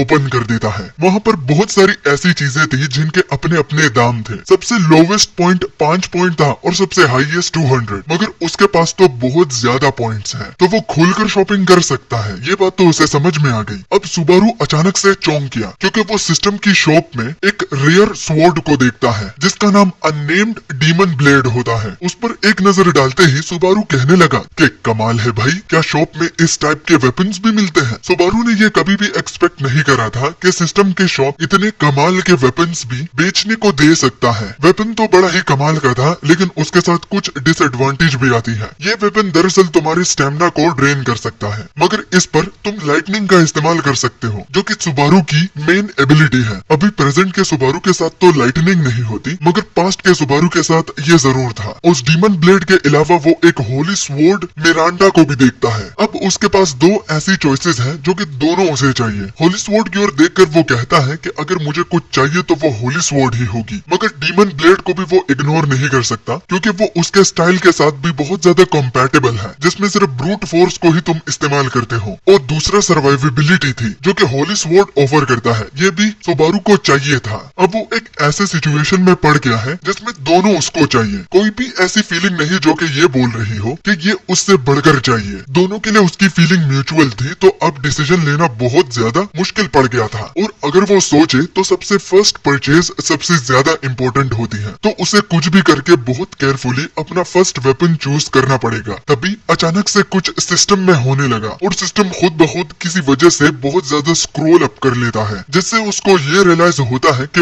और भी सिस्टम में तुम स्क्रॉल कर सकते हो। तो स्क्रॉल करते करते उसको एक एबिलिटी मिलती है जो कि एज ऑफ ग्रीड होती है। ये एक ऐसी एबिलिटी थी कि पास्ट के सुबारू की पूरी मेमोरीज को भी मिलाकर उसने ऐसे कभी भी नहीं देखी। और अब इस एबिलिटी का ये काम है कि जो भी डीमन ब्लेड के डिसएडवांटेज थे जो कि सुबारू की बॉडी को बहुत ज्यादा डैमेज दे सकते हैं, तो इस स्किल से वो डीबफ हो सकते हैं। मतलब कि आसान अल्फाजों में ये एबिलिटी उसके इम्पैक्ट जो कि डिसएडवांटेज में आते हैं उसको सप्रेस कर सकता है। तो वो वक्त जाया नहीं करता, वो उस एबिलिटी को भी परचेज कर लेता है और साथ में डीमन ब्लेड को भी। वो श्योर तो नहीं, लेकिन वो जरूर ट्राई करना चाहेगा। डीमन ब्लेड को जब वो यहाँ वहाँ स्विंग कर रहा था तो वो साथ में ये भी कहता है कि अगर ये दो चीजें जो कि उसने अभी अभी बाय की है और जैसे उसकी थिंकिंग है ये दोनों वैसे ही एक दूसरे के साथ कंपैटिबल है, तो ये सबसे उसकी बेस्ट परचेज होने वाली है। मगर कंफर्म तो तब होगा जब वो इन दोनों एबिलिटीज को साथ में इस्तेमाल करेगा। वैसे भी कुछ ना होने से तो ये बेटर ही हुआ। ह्यूगो भी पीछे से ये सारी बातों को सुन लेता है। जब वो सुबारू के हाथ में डीमन ब्लेड को देखता है तो वो सुबारू को अप्रिशिएट करता है कि जो स्किल उसने एक्वायर्ड की है तो डीमन ब्लेड उसके साथ काफी अच्छा कॉम्पेटिबिलिटी मेंटेन कर सकता है। मगर एक एग्जामिनर होने के नाते उसे एक बात सुबारू की समझ में नहीं आ रही थी कि सिस्टम में तो बहुत अच्छी स्किल्स है, तो आखिर सुबारू ने यही स्किल क्यों चुनी? क्योंकि ये एक ऐसी स्किल है जिसका ह्यूगो को भी पता नहीं होता कि ये यूजफुल भी होगी या नहीं, और जब वक्त आएगा तो क्या ये इफेक्टिव होगा भी या नहीं। तो सुबारू ह्यूगो से कहता है कि खुद को देखो और मुझे, तुम एक एग्जामिनर हो, तुम मुझसे क्यों पूछ रहे हो जिसने अभी अभी इस स्किल को बाय करा है? मैं ये कैसे एक्सप्लेन कर सकता हूँ? बदतमीजी ह्यूगो से बर्दाश्त नहीं हुई और वो सुपर सैयन बन गया। और जब ह्यूगो को सुबारू ने गुस्सा होता हुआ देखा तो उसकी टोन एकदम से चेंज हो गई। वो अब ह्यूगो को ह्यूगो सर बुलाने लगा और वो ये भी बताता है कि अगर वो चाहे तो वो उसे एक्सप्लेन भी करके बता सकता है। इतना पोलाइटली सुबारू का ये फर्स्ट टाइम था कि वो किसी से बात कर रहा हो, तो ये पोलाइटनेस उसकी बस की नहीं। ह्यूगो उसकी बदतमीजी के लिए माफ करता है क्योंकि वो बैटल से शायद थक गया होगा, तो आज के लिए वो इसको इग्नोर करेगा और वो जानना भी नहीं चाहता कि आखिर सुबारू ने इस एबिलिटी को क्यों चुना। मगर वो इतना तो बता सकता है कि कोई डीप रीजन तो बिल्कुल भी नहीं होगी। अब हमें सुबारू से एक बात पता चलती है। दरअसल वो ह्यूगो से अपनी पास्ट लाइफ में मिल चुका था जब वो जवान था, मगर आज के ह्यूगो को देख करके उसकी हेयर लाइन भी पूरी तरह से खत्म हो गई है और वो एक एग्जामिनर बन गया है, तो उसे बड़ा ही अच्छा लगता है। पास्ट लाइफ में ह्यूगो सुबारू के पास आकर बोलता है कि वो उसका बहुत बड़ा फैन है, क्या उसको सुबारू का ऑटोग्राफ मिल सकता है? तो सुबारू रिस्पॉन्स में बोलता है कि उसका कोई भी ऑटोग्राफ नहीं। तो ह्यूगो कहता है कि चलो आपका ऑटोग्राफ का कोई सिग्नेचर नहीं तो आप अपना नाम ही लिख दो। मतलब वो स्ट्रेट बिजनेस करने के लिए ही आया था। जो चीज उसे चाहिए चाहे वो कुछ भी हो, लेकिन सुबारू ही होना चाहिए। प्रेजेंट का ह्यूगो बहुत ज्यादा बातें करने लगता है, वरना तो पास्ट का ह्यूगो बहुत ही शांत था और बहुत ही शर्मीला बंदा था, जो कि देख सुबारू कहता है कि इसकी हेयरलाइन की तरह वक्त भी बदलता है। अच्छा, तो अब सुबारू ह्यूगो से कहता है कि उसके पास समझाने को कुछ भी नहीं है। ह्यूगो बोला कि तुम कुछ भी बोलो, तुम कितने ही टैलेंटेड क्यों ना हो, लेकिन तुम एक बहुत ही बदतमीज लड़के हो। जिसके लिए ह्यूगो सुबारू को कहता है कि इसके पॉइंट्स तो मैं जरूर काटूंगा और ये तुम्हारे रिकॉर्ड में लिखे जाएंगे। अब ह्यूगो उसको अपने गिल्ड में आने की ऑफर भी करता है, जिसको सुबारू सीधा इनकार करता है। ह्यूगो कहता है कि ये उसके लिए कितनी बड़ी अपॉर्चुनिटी है, क्योंकि एक एग्जामिनर कभी भी एक प्लेयर को गिल्ड में आने का प्रपोजल ऐसे वैसे तो बिल्कुल भी नहीं देते। तभी ह्यूगो के बातों के बीच सिस्टम फ्लोर 2 का नोटिफिकेशन सुबारू को दिखाता है और ह्यूगो के बात खत्म करने से पहले ही सुबारू एक्सेप्ट कर लेता है और वो फ्लोर 2 में चला जाता है। ह्यूगो ये देख कर के उसने सुबारू को कुछ ज्यादा ही ओवर एस्टिमेट कर दिया है, तो उसको बहुत ही डिसअपॉइंटमेंट होती है कि वो इतने अच्छे प्लेयर को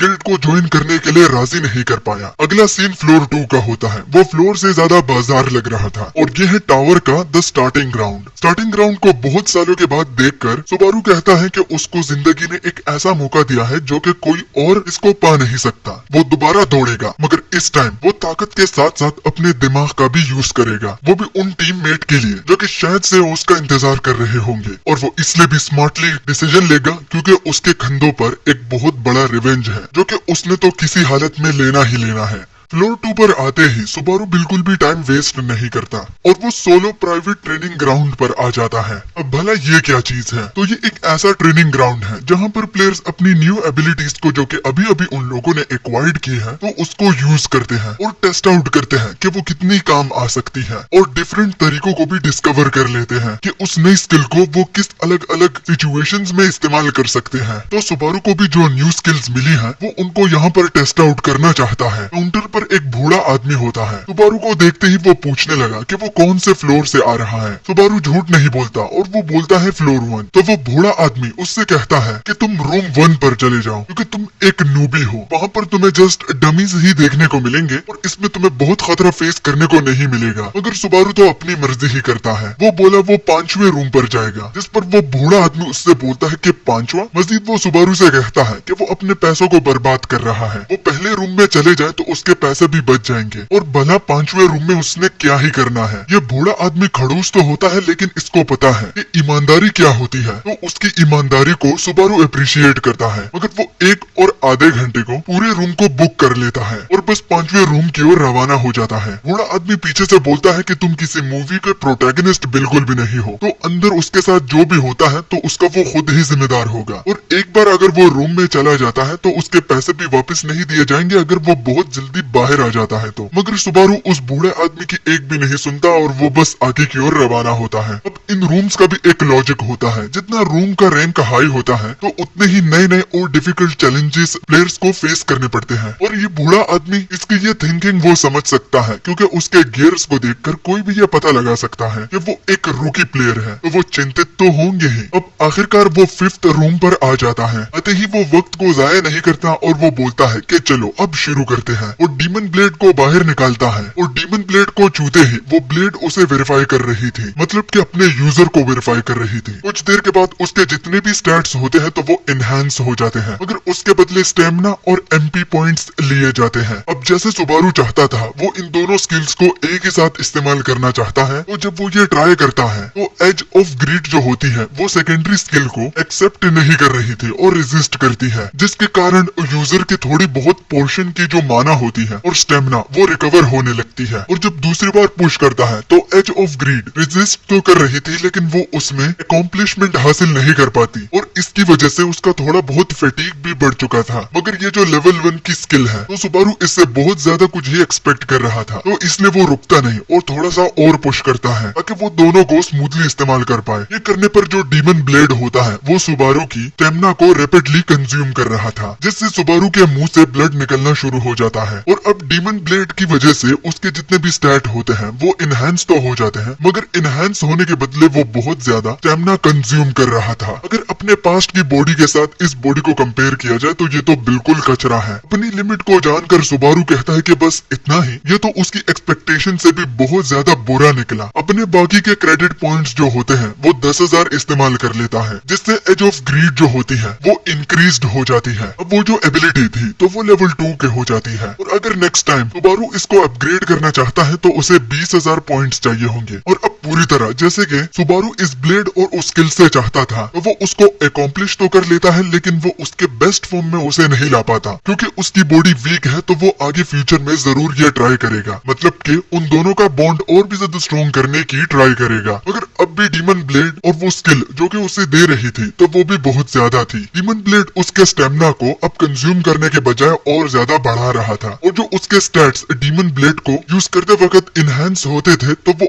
और ज्यादा इनहेंस होने लगते हैं। ये करते हुए उसकी हालत तो खराब हो जाती है, लेकिन रिजल्ट से सुबारू बहुत ज्यादा खुश हुआ और वो कहने लगा कि बहुत खूब, और अब टेस्ट करने की बारी है। जो ही वो ये कहता है तो वो उस ट्रेनिंग ग्राउंड में धमाके करना शुरू कर देता है। और जब टाइम अप होता है तो बाहर उसी खूसट आदमी पर सीन आता है जो कि सो रहा था। सुबारू उस बूढ़े आदमी के सामने से गुजरता है तो उसके फुटस्टेप्स वो बूढ़े आदमी को जगा देते हैं। बूढ़ा आदमी थोड़ा सा नींद में तो था, लेकिन वो कहता है कि क्या ये अब एक सपना है या फिर वो उसी लड़के को देख रहा है जो कि 5वें रूम में गया था और वो सही सलामत बाहर भी निकला। मगर खैर वो सही सलामत तो नहीं होता, ये उस बूढ़े आदमी की हेलुसिनेशन होती है, क्योंकि सुबारू की हालत बहुत खराब हो गई थी। वो बूढ़ा आदमी जब खुद को होश में लाता है और घड़ी को देखता है तो वो बोला कि टाइम अप तो अभी तक नहीं हुआ, उसको बेरली 10 मिनट ही हो चुके हैं कि वो उस रूम में गया था। तो उस बच्चे ने अपने पैसे वैसे ही जाया कर दिए, और मैंने उसको बताया भी था कि वो अपने पैसे जाया ही करेगा तो वो क्यों ही गया। मगर चलो, वो बूढ़ा आदमी जब बाद में उस 5वें रूम को देखता है तो वो सबसे पहले नॉक करता है। उसे लगा कि वो हेलुसिनेशन जस्ट थी और वो बच्चा अब तक अंदर होगा, तो वो नॉक करता है पहले। रिस्पॉन्स न मिलने पर जब वो अंदर झांक कर देखता है तो उसके पैरों तले जमीन घिसक गई, क्योंकि उस कमरे की हालत ऐसी थी जैसे यहाँ पर बमबारियां हो गई हो। हर एक चीज तहस नहस हो गई थी, जो कि देखकर वो बूढ़ा आदमी जस्ट कहता है, क्या यहाँ पर बाहुबली की मूवी चल रही थी क्या? आखिर इस कमरे की हालत ऐसी हुई कैसे? और अब अगली सुबह का सीन दोबारा से सुबारू पर जाता है, जो कि अपनी नींद से उठा है। वो रियलाइज नहीं कर पाता कि उसने तो कुछ ज्यादा ही रेस्ट किया है, मगर एक चीज वो नोटिस करता है कि उसकी बॉडी बहुत ज्यादा स्टिफ हो गई है। और बॉडी का स्टिफ होना वो सारा का सारा दोष डीमन ब्लेड को देता है, क्योंकि अगर वो उस होली स्वॉर्ड को चुनता तो इस तरह बिल्कुल भी नहीं होता। मगर खैर वो कहता है कि ये वर्थ इट है। और बहुत घंटे बीतने के बाद आखिरकार उसकी बॉडी में जितनी भी स्टिफनेस थी तो वो चली जाती है। हम सुबारू को एक टैवरन में देखते हैं। वो अपने मन ही मन यही सोच रहा था कि जितना उसने अकॉम्प्लिश किया है तो इससे जस्ट वो स्वॉर्ड की पावर ही इस्तेमाल कर पा रहा है, क्योंकि जो उसके करंट स्टार्ट है तो वो कुछ अच्छे नहीं दिख रहे। लेवल उसका 10 हो चुका था, स्ट्रेंथ 17, स्पीड 17, स्टेमिना 16, कंसंट्रेशन 18, माना 8 और फिटीग 61। इतने स्टैट से वो सिर्फ डीमन ब्लड को सिर्फ अपने हाथों में होल्ड कर रख सकता है, और वो भी बड़ी ही मुशक्कतों से। मगर सिर्फ होल्ड ही नहीं करना, उसकी स्ट्रेंथ को भी इस्तेमाल करना है, क्योंकि वो करंट स्टैट्स में तो बिल्कुल भी नहीं कर सकता। ये डीमन ब्लेड और ये जो एज ऑफ ग्रीड दोनों दोनों चीजें हैं तो सुबारू के हिसाब से ये दोनों एक दूसरे के लिए बनी हुई हैं। तो अगर ये एक दूसरे के लिए बनी है तो इन पर लाइटनिंग की एबिलिटी भी बहुत अच्छे तरीके से काम कर सकती है। अब आखिरकार शिकायतें करने से ज्यादा वो खुश हो जाता है और एक्सेप्ट कर लेता है कि जो उसके हाथों लगा है तो वो बहुत बेटर है। अब नेक्स्ट प्लान उसका स्किल लेवल अप करने का होता है क्योंकि उसके स्टैट्स बिल्कुल भी ठीक नहीं है। जब वो लास्ट टाइम अपने क्रेडिट स्कोर की ओर देखता है तो वो तो 50 तक आ पहुंचा था। ये देखकर वो कहने लगा कि क्या वो हमेशा से ही इतना गरीब था क्या? खुद को स्ट्रगल होता हुआ देख सुबारू को यकीन नहीं आ रहा था कि जो पहले का सुबारू था उसने कभी भी ये फेस नहीं करा और आज का सुबारू सरवाइव करने के लिए चिंतित है। ये उसके लिए एक न्यू एक्सपीरियंस था। टेवरिन के सेकंड फ्लोर पर सुबारू था और नीचे ग्राउंड फ्लोर पर उसे एक बंदे की आवाज आती है जिसमें वो लाइव स्ट्रीम कर रहा था और वो अपने व्यूअर से बोलता है कि आज वो फ्लोर 2 को विजिट करेंगे, जिसके लिए व्यूअर्स काफी देर से बेसब्री से इंतजार कर रहे हैं। और आज की लाइव स्ट्रीम का ये मेन गोल है कि वो प्लेयर से उनके गियर्स के बारे में पूछेंगे कि उनके पास रेयर आइटम कौन सा है। तभी अचानक से लाइव स्ट्रीम पर कोई 1000 क्रेडिट फेंक कर मारता है जो कि अलेक्जेंडर नामी एक व्यूअर से थी, जो कि देखकर वो बंदा पागल हो गया और वो कॉफी अपने सिर पर ही गिरा देता है। बाकी लोग ये देखकर कि ये पागल है या फिर बचपन से ही अपाहिज है तो इसका पता लगाना बहुत मुश्किल था, क्योंकि जो वो बंदा हरकतें कर रहा था तो वो नॉर्मल पर्सन तो बिल्कुल भी नहीं करेगा। उस बंदे को सुबारू भी देख रहा था और कहता है कि ये बंदा ठीक तो है ना, क्या इसको मिर्गी का दौरा पड़ा है? मगर जब वो उसके टैब की ओर देखता है और अपने टैब को खोलता है तो उसे लाइव स्ट्रीमिंग दिखती है। वो लाइव स्ट्रीमिंग के बारे में सर्च करता है कि ये एक ऐसा सिस्टम है जिसमें आप अपनी जर्नी को लोगों के साथ शेयर करते हो और उसके बदले डोनेशंस आपको मिलती रहती हैं। अब सुबारू को समझ में आया कि आखिर वो बंदा पागल क्यों हो रहा था। तभी अचानक से एक और कैरेक्टर की एंट्री होती है जो कि इस प्रेजेंट के सुबारू की बॉडी का दोस्त है। वो कहता है, सुबारू मेरे दोस्त, तुम यहाँ पर क्या कर रहे हो? तुम्हें देखकर बड़ी ही खुशी हो रही है, तुम भी मेरे फ्लोर पर हो। ये बंदा आइजक होता है, वही जिसके बारे में हमें ह्यूगो से पता चला कि ये रेन हार्ट का बेटा है जिसने एक साथ 20 गॉब्लिन्स का मुकाबला किया था। वो सुबारू को अपने लेवल पर देखकर कहता है कि क्या तुम यहाँ पर किस्मत से आए हो या फिर छुपकर घुसे हो? तो आइजक को करीब आता हुआ देखकर सुबारू की बॉडी में मानो एक डर सा फैल गया हो, जिससे उसको पता लग जाता है कि आइजक और उसके बीच में संबंध बिल्कुल भी अच्छे नहीं है। आइजक उससे कहता है कि बिडू, मैंने तुम्हें आवाज दी और तुम मुझे इग्नोर कर रहे हो, मुझे बिल्कुल भी शर्मिंदा मत करो, जैसे कि मैं खुद के साथ ही बातें कर रहा हूँ। सुबारू उसको अपने सामने पाकर अपनी बॉडी में डिस्कम्फर्ट को फील करता है, मगर डिस्कम्फर्ट से ज्यादा वो अपने बॉडी में फियर को फील कर रहा था और हिचकिचाते हुए वो आइजक को कहता है कि हाँ, मैं इस फ्लोर पर खुद ही आया हूँ। आइजक के लिए ये एक सरप्राइज से कम नहीं था, क्योंकि सुबारू की तरह एक नोबडी आखिर ट्रेनिंग ग्राउंड के टेस्ट को कैसे पार कर सकता है, क्योंकि जिस तरह उसकी हालत है तो वो कन्विंस था कि सुबारू को गोब्लिन कच्चा चबा जाएंगे। अब उसके फेशियल एक्सप्रेशन को देखकर और साथ में आइजक के साथ बातें करके पास्ट के सुबारू को प्रेजेंट के सुबारू के मेमोरी से सब कुछ याद आ जाता है कि आइजक उसका दोस्त बिल्कुल भी नहीं है, वो उसको हर वक्त मारता रहता है। उसमें से एक मेमोरी हमें सुबारू दिखाता है जहाँ पर उसे बहुत ज्यादा आइजक से पिटना होता है। जब सुबारू वजह पूछता है तो आइजक कहता है कि कचरे को ये कोई हक नहीं कि वो पूछे कि उसे क्यों आखिर मार पड़ रही है। सबसे पहले तो आइजक को सुबारू के नाम से नफरत होती है और जितना उससे कहा गया था तो वो काम ही नहीं कर पा रहा, तो आइजक को सुबारू पर बहुत ज्यादा गुस्सा आने लगता है। वो उसको अनार्थ बेवकूफ बुलाता है, मगर सुबारू रोता हुआ आइजक से बोलता है कि जितना उसने कहा था तो वो काम वो कर तो चुका है, लेकिन जो क्रेडिट पॉइंट्स आइजक ने प्रॉमिस किए थे कि वो सुबारू को देगा तो वो डील के हिसाब से तो बिल्कुल भी नहीं दे रहा। सुबारू की रिटेलिएशन को देखकर आइजक उसके पेट में सीधा जोर की लात देता है और सुबारू से कहता है कि अपनी औकात में रहो, तुम्हारी आवाज कुछ ज्यादा ही ऊंची हो रही थी। और गुस्से में वो उससे कहते कि तुम कभी भी इस जगह से बाहर नहीं निकल पाओगे, और अगर वो बिना परमिशन के निकल लेता है तो उसको अच्छे से ये रियलाइज करना होगा कि उसके साथ आगे क्या होगा। अच्छा, तो अब पास्ट का सुबारू अपनी मेमोरीज में प्रेजेंट के सुबारू को इस तरह पिटता हुआ देखकर कहता है कि इस बॉडी का ओनर तो बहुत ही ज्यादा पैथेटिक था, जो कि इस जैसे बंदे को खुद को ऑर्डर करने के लिए दे रहा था। अब आइजक अपनी तारीफें करना शुरू कर देता है और ह्यूगो की गिल्ड में आने का प्रपोजल भी उसे बताता है कि कैसे उसने अपने फादर का रिकॉर्ड तोड़ा और 20 गॉब्लिन्स को मारा और फिर ह्यूगो ने उसे गिल्ड को ज्वाइन करने का एक प्रपोजल दिया और उसको एक स्किल मिली जो कि बी रैंक की है, जो कि उस टेस्ट ग्राउंड में सबसे हाईएस्ट एबिलिटी उसने अचीव करी है। अब इतना ज्यादा बातें करने के बाद उसका गला सूख रहा था, तो सुबारू उससे कहता है कि हाँ, तुम्हें और ज्यादा बातें नहीं करना चाहिए, और वैसे भी उसके साथ मिलकर काफी अच्छा लगा क्योंकि अब वो जा रहा है। तो आइजक सुबारू से कहता है कि वैसे भी तुम उठ रहे हो तो एक कॉफी मेरे लिए बाय करो, और जहाँ तक कॉफी के साथ स्नैक्स की बारी है तो वो कुछ भी उठाकर उसे दे सकता है। सुबारू समझा नहीं और आइजक को हंसी आने लगी और वो कहता है कि तुम हमेशा की तरह एक बहरे बेवकूफ ही रहोगे। अब आइजक अपने रियल इंटेंशंस दिखाने लगता है। वो कहता है कि सुबारू के आंखों में वो डर सा खत्म हो गया हो। वो पूछता है कि कहीं वो मर के दोबारा जिंदा तो नहीं हुआ या फिर उसकी बॉडी के साथ किसी ने अपनी सोल को स्वैप तो नहीं किया, क्योंकि सुबारू के आंखों में वो डर ही नहीं देख पा रहा। ये क्यों? शायद से उसे काफी अरसा हो गया है आइजक के हाथों के पिटने से। सुबारू आइजक के धमकी से डरता नहीं और वो उससे कहने लगा कि मेरे पास क्रेडिट पॉइंट्स कॉफी के लिए बाय करने के लिए तो बिल्कुल भी नहीं है, तो उसको जो भी चाहिए तो वो खुद ही बाय कर ले। मगर आइजक की बस नहीं होती और वो सुबारू से कहता है कि बैठ जाओ, मगर सुबारू रुकता नहीं और अपने मन ही मन में आइजक को छोटा बच्चा बुलाकर कहता है उसे दूसरा रिवेंज तो बिल्कुल भी नहीं लेना, तो इसलिए वो जा रहा है।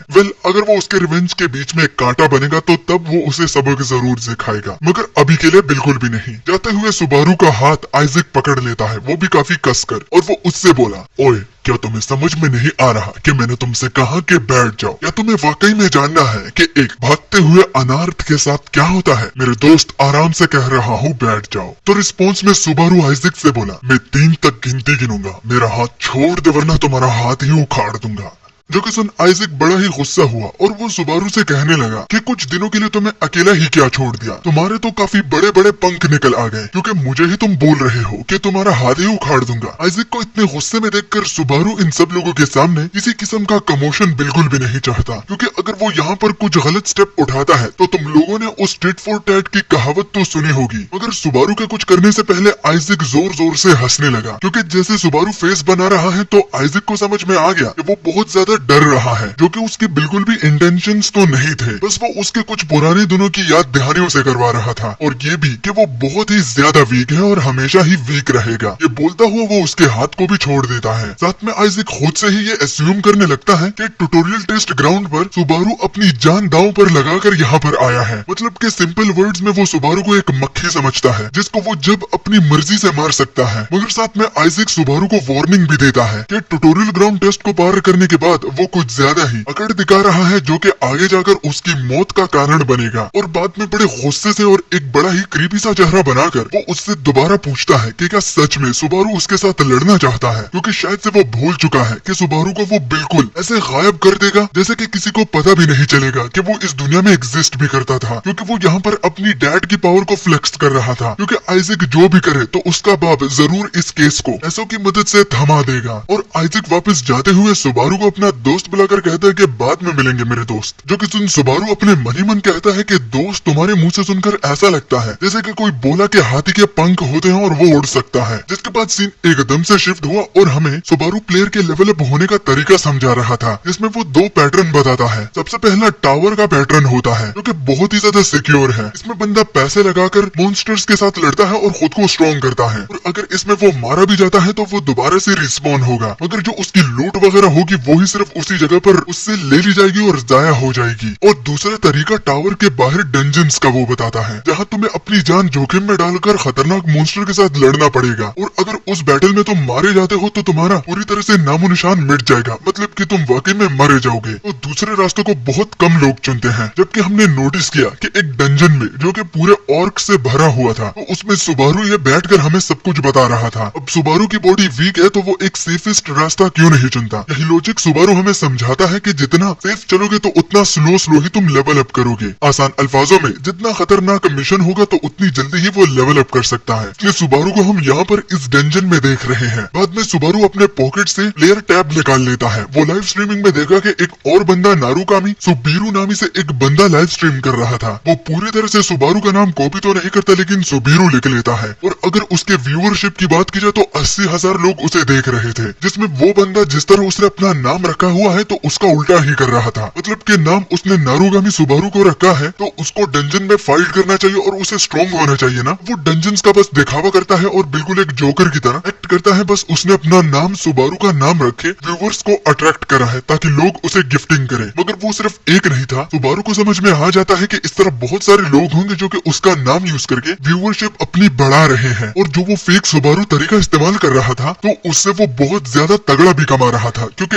एक डोनेशन में उसे 20,000 क्रेडिट पॉइंट मिले, जो कि देख सुबारू को खुद भी अपनी आंखों पर विश्वास नहीं आया कि कितने ज्यादा वो क्रेडिट पॉइंट्स अचीव कर रहा है। कुछ सेकंड में कुछ 5,000 करते हैं, कुछ 10,000 और कुछ 15,000। उसकी पूरी लाइव स्ट्रीमिंग ही इसी तरह ही डोनेशन से भर गई थी। और वो क्या, वो तो बस एक हीरो का नाम यूज करके एक जोकर की तरह एक्ट करके बस तगड़ा पैसा कमाता, जबकि रियल सुबारू फेक सुबारू के साथ अपनी लाइफ स्टाइल को कंपेयर करता है और क्रेडिट पॉइंट्स को भी अचीव करने का स्टाइल कंपेयर करता है और रिजल्ट को भी। तो हर एक एंगल से वो फेक सुबारू रियल सुबारू से ज्यादा कमा रहा था। सबसे बड़ी बात, फेक सुबारू सेफ था और रियल सुबारू मौत के मुंह में क्रेडिट पॉइंट्स कमाता था। अब भला वो करे भी क्या? अगर एक बंदा एक जोकर की तरह कमा रहा है तो वो उसको क्या ही दोष दे। इसलिए वो प्लेयर टैब को बंद कर देता है और दोबारा से डीमन ब्लेड को निकालकर बोलने लगा कि ये लास्ट पुश वो करेगा और यहाँ पर फिनिश होने के बाद वो वापस घर निकल जाएगा। ये कहकर बहुत सारे ऑर्क्स सामने की ओर से आ रहे थे। अब एक ऑर्क को हराना सुबारू के लिए मुश्किल तो है और साथ में वो ये भी कहता है कि पिछली बार से ये सिचुएशन इसलिए अलग है क्योंकि इसमें सुबारू के पास कोई भी पॉइजन डार्ट नहीं होता, मगर अब जो उसके पास है तो उसके पास वो दो एबिलिटीज हैं जिसको वो काफी अच्छे से इस्तेमाल कर सकता है और उसको पॉइजन डार्ट की कोई भी जरूरत नहीं। ये कहकर वो डीमन ब्लेड की पावर को रिलीज करता है और सामने की ऑर्क से बोला, एक एक करके तुम मेरा टाइम बहुत ज्यादा जाया करोगे, इसलिए कहता हूँ सब लोग एक साथ ही आ जाओ, क्योंकि वो दरअसल बात ऐसी है कि मैं बहुत ज्यादा बिजी पर्सन हूँ। और ये कहते हुए सुबारू सामने की ओर हल्ला बोल देता है। वो छोटे छोटे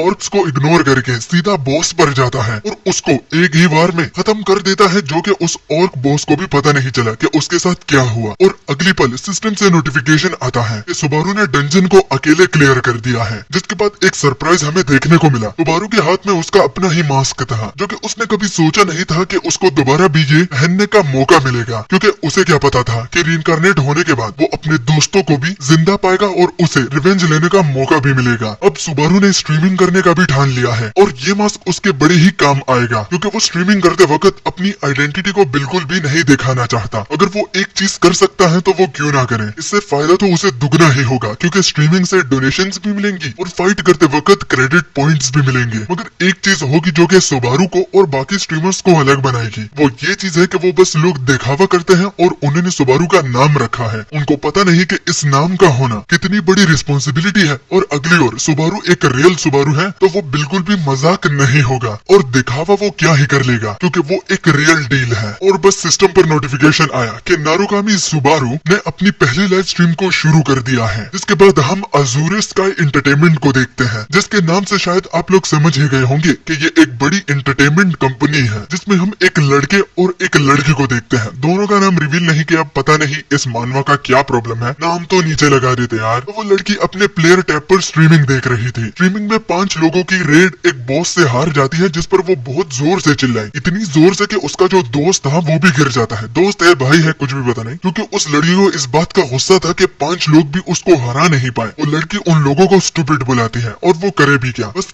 दिल से उसकी भड़ास निकल रही है। उसके गाली देने पर हमें मालूम हुआ कि वो जो दूसरा लड़का था तो वो लाइव स्ट्रीमिंग कर रहा था। अब लाइव स्ट्रीमिंग में गाली देने पर पेनल्टी होती है तो वो पेनल्टी मांगने लगता है और वो लड़की कहती है कि दे दूंगी, बस चुप बैठ जाओ। मगर जब उस लड़के ने चिल्लाने का रीजन पूछा तो वो लड़की बताती है कि नारुगामी सुबारू का एक नया रिप ऑफ आ गया है। अब रिप ऑफ का भला मतलब क्या है? इसका मतलब कॉपी कैट, मतलब के सस्ता वर्जन। वो लड़की इतनी ज्यादा फ्रस्ट्रेट होती है कि नारुगामी सुबारू को आजकल लोग सीरियसली ही नहीं लेते और पता चला कि वो लड़की नारुगामी सुबारू की बहुत बहुत बड़ी फैन है। इसलिए वो जब भी एक स्ट्रीमर को देखती है जिसका नाम सुबारू होता है तो ना चाहते हुए भी उसे वो देखना पड़ता है। मतलब कि ये लड़की एक डाई हार्ट फैन है जो कि कुछ भी देख लेगी। और आजकल अगर वो लाइव स्ट्रीमिंग की रेपुटेशन की बात करे तो सब लोग सुबारू को ही कॉपी करते हैं, मगर दरअसल वो जोकर ही निकलते हैं। उसके हिसाब से लाइव स्ट्रीमिंग कुछ न कुछ दिनों में ही खत्म हो जाएगी, क्योंकि लोग बोर हो जाएंगे। एक ही पर्सन हर जगह पर छाया होगा, मगर कुछ मसालेदार उनको देखने को नहीं मिलेगा। वो लड़का बोलता है कि बुरी बात इस तरह नहीं कहते, तुम्हें अच्छे से पता होना चाहिए कि लाइव स्ट्रीमिंग बंद तो हमारा धंधा बंद, हम इसी से ही कमाते हैं, क्या बक रही हो? तो वो लड़की बोली कि तुम्हारी बात मैं अच्छी तरह से समझ सकती हूँ, मगर स्ट्रीमिंग के बेसिक फंडामेंटल्स होते हैं। अगर इसी तरह ही जोकर लाइव स्ट्रीमिंग पर फैले होंगे तो जो रियल डिजर्विंग बंदे होंगे तो उन तक ये लोग पहुंचेंगे कैसे? एक टैलेंटलेस